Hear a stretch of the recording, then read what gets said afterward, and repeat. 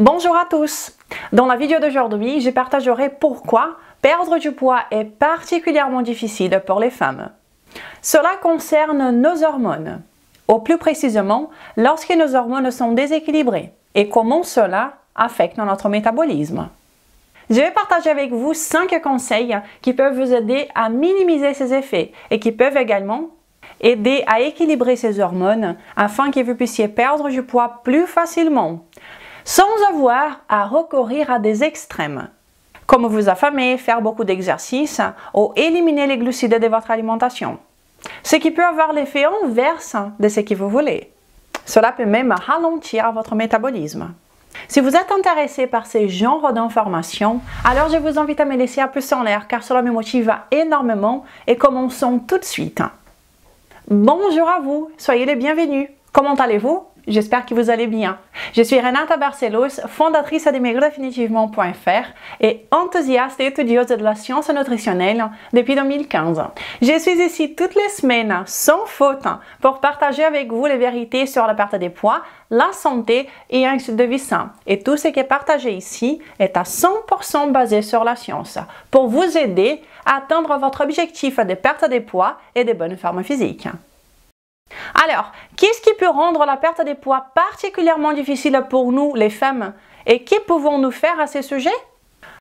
Comme vous le savez peut-être déjà, les oestrogènes et la progestérone sont deux hormones très importantes pour nous, les femmes, et qui peuvent affecter notre poids. Pendant nos cycles menstruels, ces hormones fluctuent, et c'est ainsi que nos corps sont conçus. Et vous avez déjà certainement remarqué que vous prenez du poids beaucoup plus facilement pendant certaines périodes de votre cycle, n'est-ce pas? Et juste une petite note avant de continuer, vous avez déjà peut-être entendu que vous prenez du poids plus facilement lorsque vous vous approchez ou lorsque vous rentrez en ménopause, et cela à cause d'un changement hormonal. Cependant, ce n'est pas nécessairement le cas. La ménopause ne provoque pas nécessairement une prise de poids en soi. Si vous prenez du poids pendant cette période, cela peut être dû à un déséquilibre des hormones, plutôt qu'à des ajustements naturels que nos hormones sont censées subir pendant cette période. Et nous reviendrons sur ces points un peu plus tard dans cette vidéo.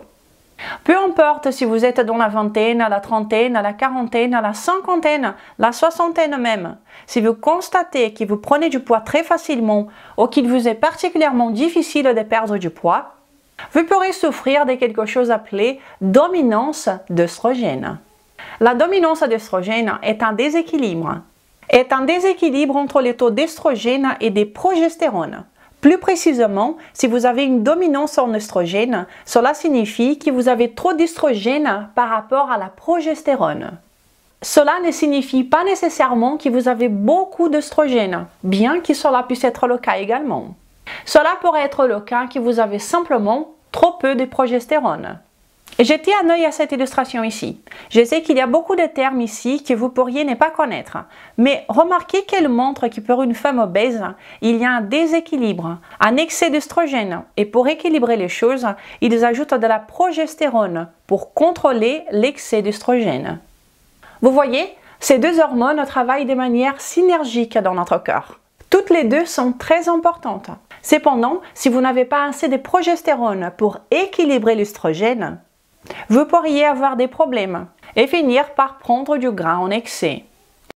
Nous examinerons 5 conseils pour minimiser ces effets, qui peuvent même aider à améliorer ces déséquilibres hormonaux. Mais d'abord, allons voir pourquoi cela peut affecter votre poids en premier lieu.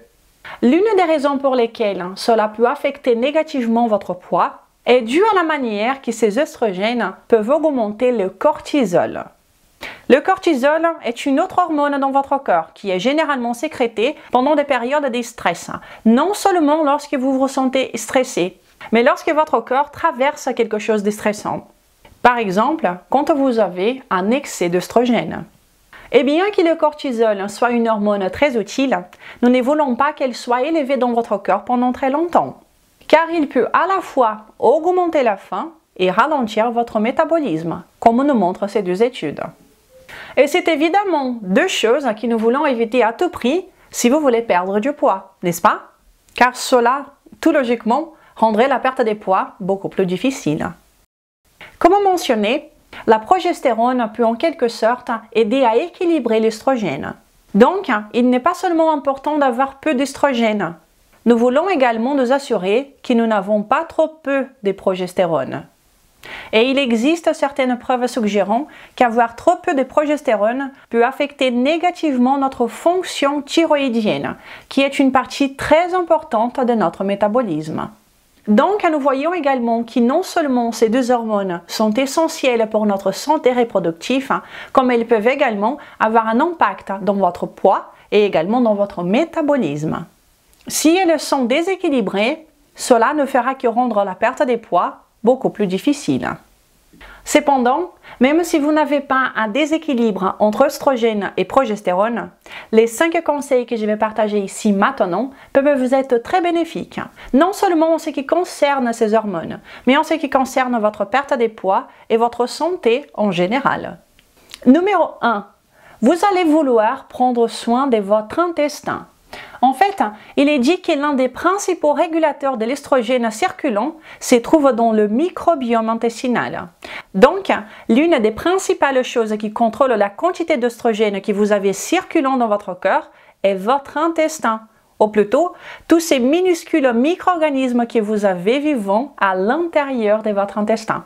Et il y a même certaines preuves suggérant que certaines toxines formées par certaines bactéries vivant à l'intérieur de votre intestin peuvent provoquer une diminution de l'expression de la progestérone. Donc, la santé de votre intestin est importante pour de nombreuses choses, y compris pour vos hormones. Et le plus grand facteur qui affecte les bactéries vivant dans votre intestin est la nourriture que vous mangez. Évitez tous les aliments qui peuvent causer de l'irritation ou endommager votre intestin ou qui peuvent causer un changement non naturel à votre microbiome. Et cela inclut les additifs alimentaires. J'ai déjà parlé des additifs ici et à quel point il est fou que quelque chose de si petit puisse avoir un tel effet sur notre poids. J'ai spécifiquement mentionné les additifs à surveiller dans cette vidéo. Donc, si vous ne l'avez pas encore regardé, vous devriez absolument le faire. Vous trouverez le lien dans la description de cette vidéo. Et vous voulez également limiter la consommation d'aliments riches en phytoestrogènes. Les phytoestrogènes sont des composés présents dans certains aliments qui peuvent agir comme les estrogènes dans notre corps. Ils peuvent essentiellement imiter les oestrogènes. Les aliments contenant certains des phytoestrogènes les plus puissants incluent le soja, le tournesol et de nombreuses légumineuses. Les phytoestrogènes se trouvent également dans les céréales comme le maïs, le blé, l'orge et l'avoine. Ensuite, évitez les xénoestrogènes, car ce sont également des composés qui imitent les oestrogènes dans notre corps. En fait, il est dit que le consensus scientifique sur les xénoestrogènes les caractérise comme des dangers environnementaux sérieux et qui ont des effets perturbateurs sur nos hormones, à la fois sur la faune et sur les humains, y compris en perturbant la réponse normale des oestrogènes. De plus, la littérature actuelle a montré que de nombreux xénoestrogènes perturbent la fonction thyroïdienne à travers leur influence sur les hormones thyroïdiennes T3 et T4. Et rappelez-vous que la thyroïde est une partie très importante de notre métabolisme. Donc, si quelque chose affecte notre fonction thyroïdienne, cela peut sérieusement affecter notre métabolisme. Donc, sans surprise, de nombreux xénoestrogènes ont été prouvés comme causant l'obésité chez les animaux à une exposition à faible niveau. Les EES et le BPA ont été impliqués en tant que produits chimiques environnementaux qui augmentent l'accumulation des graisses, facilitant l'obésité.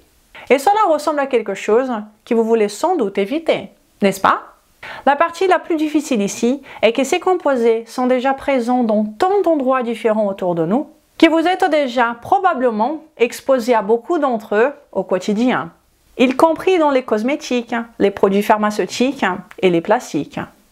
Et il est certainement possible de nos jours de trouver des cosmétiques un peu plus naturels. Parfois, vous pouvez même fabriquer des choses à la maison, en particulier des choses comme la lotion pour le corps, le déodorant, voire la crème solaire. Et en ce qui concerne les plastiques, l'une des choses auxquelles j'essaie de faire plus attention, c'est ce que j'utilise pour stocker et chauffer ma nourriture.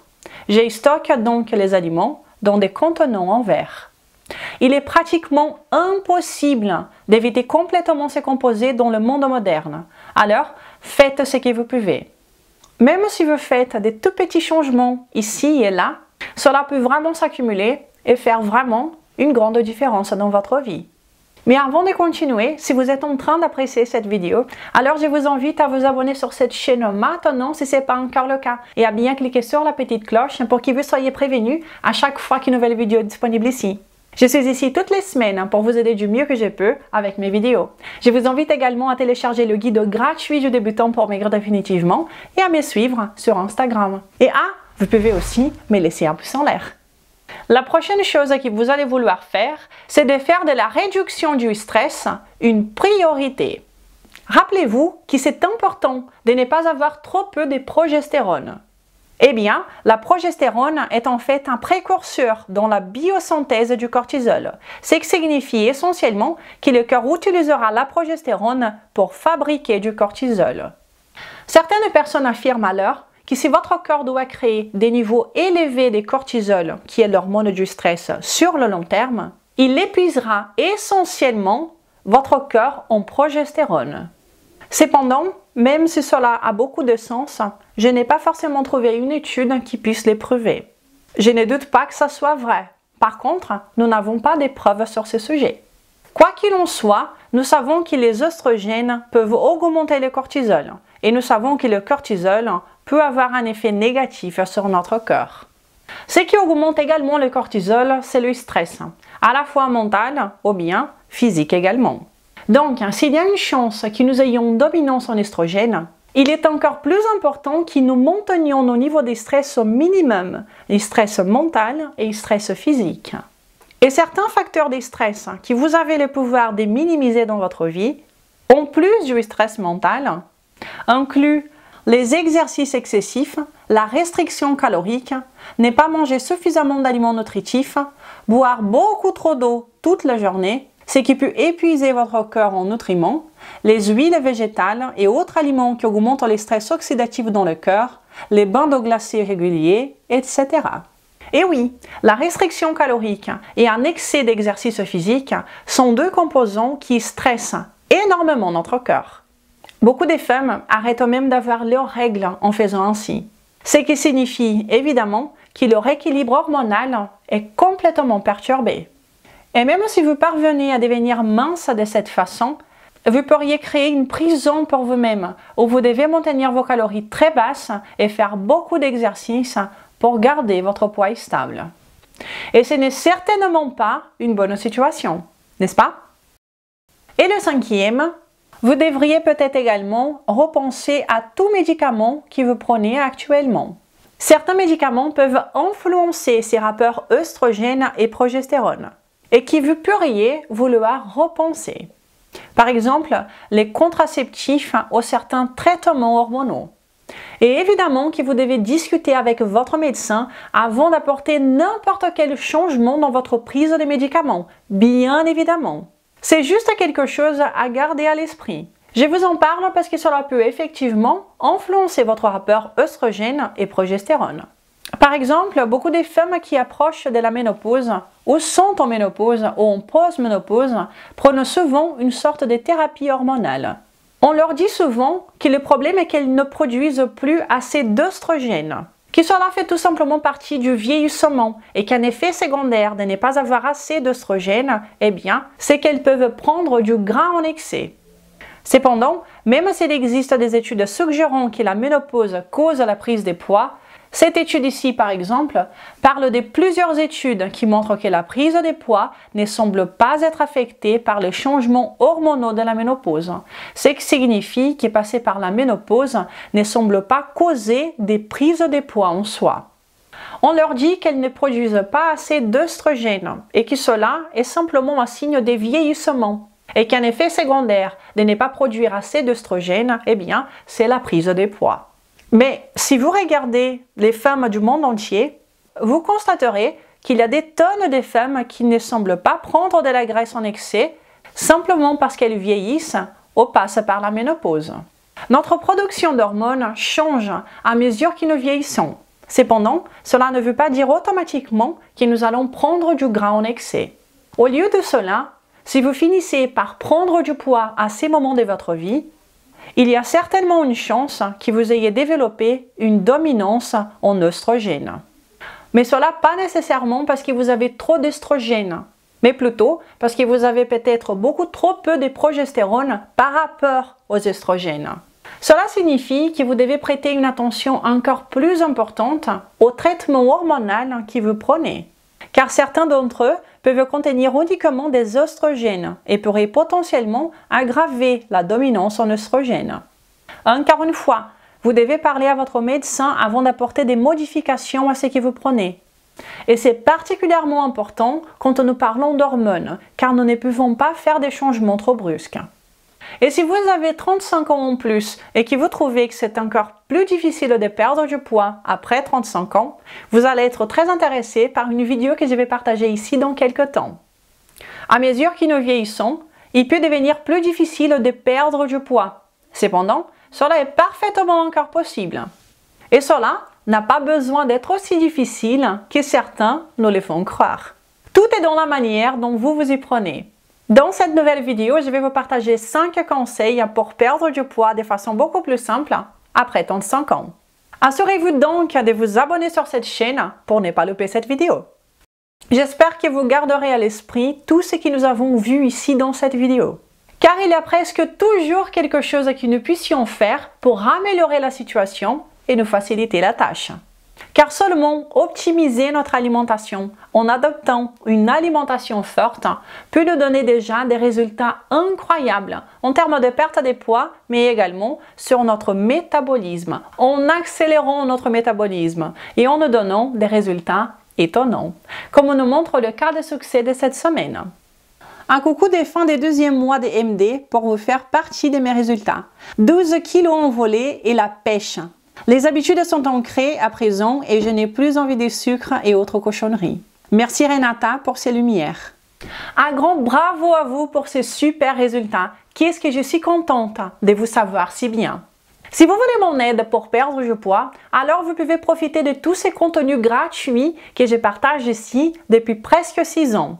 Mais si vous ressentez le besoin d'être plus épaulé, dans ces cas, je vous invite à venir connaître mon programme de perte de poids qui s'appelle Code Maigre Définitivement. Ce programme de perte de poids est divisé en 3 phases différentes. Il est à 100% basé sur la science, où vous ne vous affamez jamais, car si vous vous affamez, ça ne fonctionne pas. Si vous pensez que le code peut vous convenir, alors j'aurai l'honneur de vous accueillir parmi nous dans les groupes privés pour les participants du code. Un endroit incroyable où vous trouverez de la motivation, des idées de repas, des recettes, ainsi que des vidéos directes avec moi tous les mois. Alors, est-ce que vous pensez que vous avez une dominance d'œstrogène? Croyez-vous que la ménopause nous fasse grossir en soi? J'espère qu'avec cette vidéo, vous pourrez voir les choses différemment à partir de maintenant. Et si vous pensez que cette vidéo vous a été utile, alors dans ces cas, je vous invite à la partager amplement, à me laisser un pouce en l'air, à peut-être me laisser un commentaire, ou si vous le souhaitez, et si vous le pouvez, à soutenir cette chaîne. Toutes ces actions m'aident énormément avec ce travail que j'ai fait ici. Je vous souhaite une belle journée, un incroyable week-end, et je vous donne déjà rendez-vous la semaine prochaine pour une nouvelle vidéo. Ciao!